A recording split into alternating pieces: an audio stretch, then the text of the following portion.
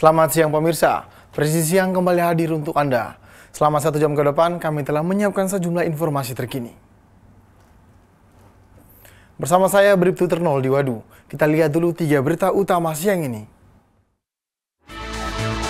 Satreskrim Polres Cirebon Kota berhasil menangkap 3 pelaku tawuran konten yang menyebabkan korban meninggal dunia.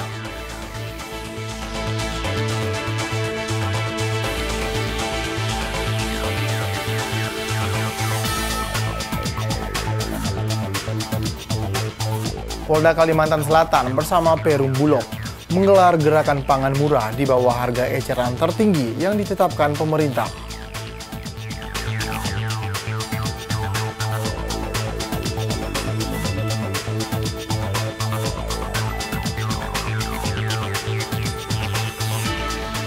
Kapolda NTT bersama Ketua Bayangkari Daerah NTT melaksanakan kunjungan kerja di wilayah perbatasan Belu.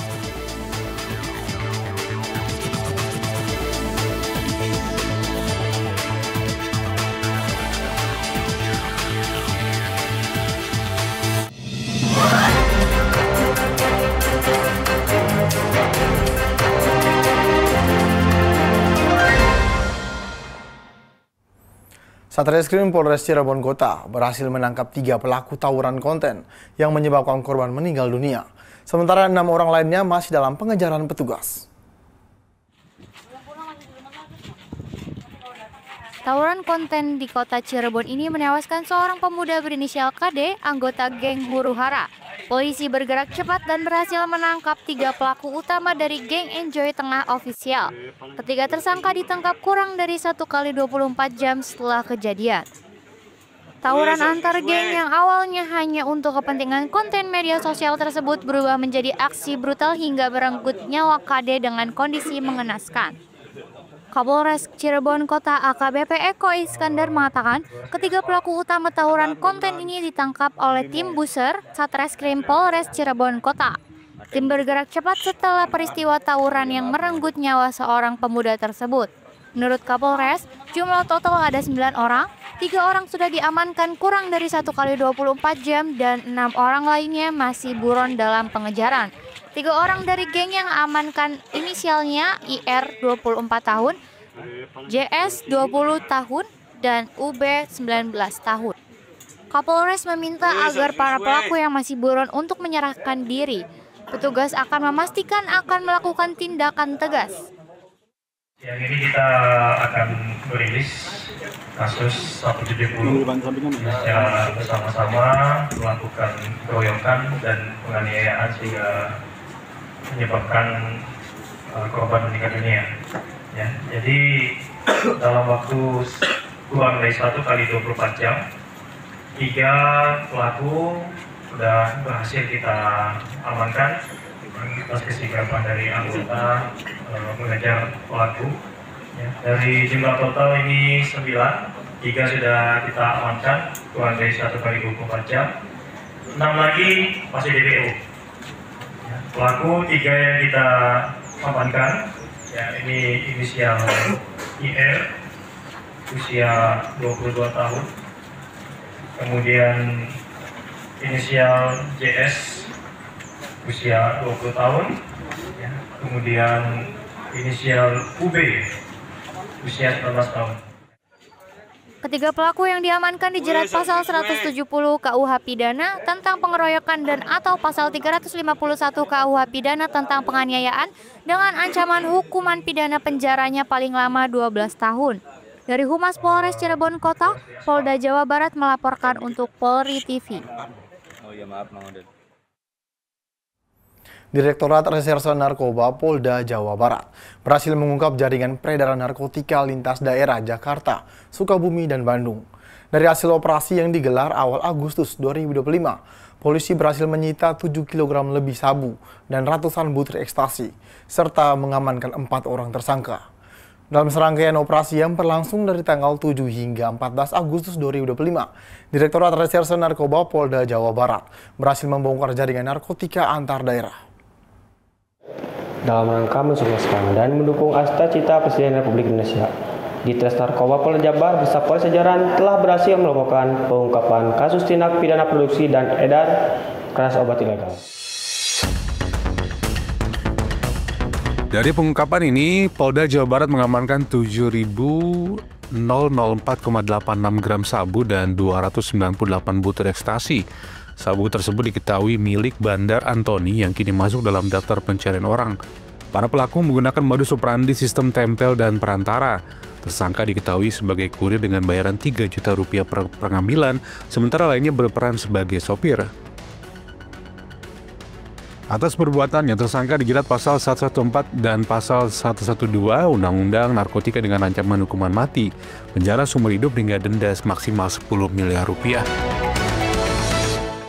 Demikian kegiatan konferensi pers dari Polda Jabar. Saya Pribda Ilham, pamit undur diri, salam prediksi. Personel Ops Damai Kartens bersama Satreskrim Polres DIY bergerak cepat merespon laporan tindak pidana penganiayaan yang terjadi di Distrik Tigi, Kabupaten DIY pada Senin 18 Agustus 2025 sekitar pukul 11.53 waktu Indonesia Timur. Peristiwa tersebut mengakibatkan 2 warga menjadi korban, 1 diantaranya meninggal dunia. Pada pukul 11.53 WIB, personel Satreskrim yang dipimpin Kasatreskrim Polres DIY, Ibda Muhammad Dito Anugrah, menemukan Agus Haryono 46 tahun dalam kondisi tergeletak di semak-semak belakang kantor BPJS WGT, Distrik Tigi. Korban langsung dievakuasi ke RSUD WGT untuk mendapat penanganan medis. Kondisi saat ini kritis. Tidak lama berselang, anggota mendapatkan informasi adanya kasus penganiayaan lain di WGT 2, Distrik Tigi dengan kondisi korban atas nama Lakavi sudah berada di rumah sakit.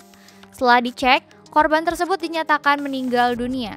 Dari hasil penyelidikan awal, pelaku diduga merupakan bagian dari kelompok kriminal bersenjata KKB Nokai DIY Kodap 31, pimpinan Panglima John Badi yang berada di bawah struktur TPN PB Goliat Tabuni.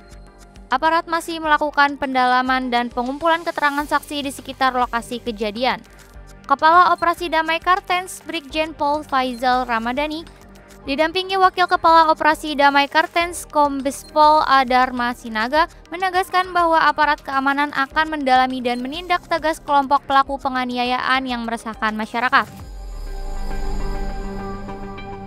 Senin 18 Agustus 2025, Satgas Operasi Damai Kartens bersama personil Polres DIY merespon 2 lokasi kejadian tindak pidana penganiayaan berat yang terjadi di wilayah Distrik Tigi, Kabupaten DIY, Papua Tengah terhadap tukang ojek di 2 lokasi yang berbeda. Peristiwa ini menewaskan 1 korban dan membuat 1 lainnya dalam kondisi kritis.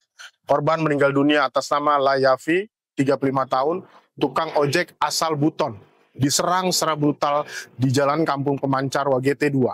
Sementara korban kritis atas nama Agus, 35 tahun, tukang ojek asal Jawa, diserang saat mengantar penumpang di Jalan Gor depan kantor pos WGT 1. Berdasarkan keterangan saksi, pelaku sama-sama menggunakan jaket hitam dan membawa sajam berupa parang yang disembunyikan di punggung.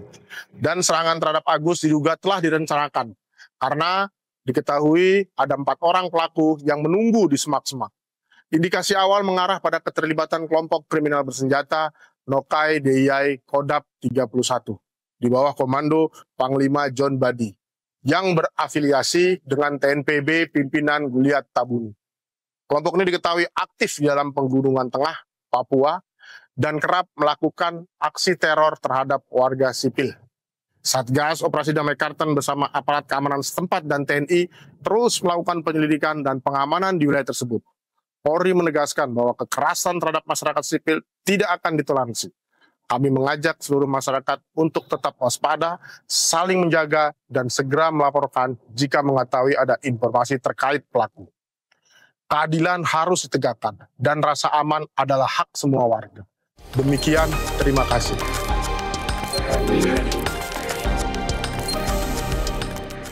Brigjen Pol Faizal juga memastikan proses penyelidikan terus berjalan dan keamanan masyarakat tetap menjadi prioritas utama.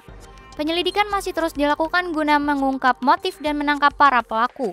Polri menegaskan komitmennya untuk menghadirkan rasa aman di tengah masyarakat serta memastikan proses penegakan hukum berjalan sesuai aturan. Dari Humas Satgas Operasi Damai Kartens melaporkan untuk Polri TV. Presisi Siang akan segera kembali ya, tetaplah bersama kami.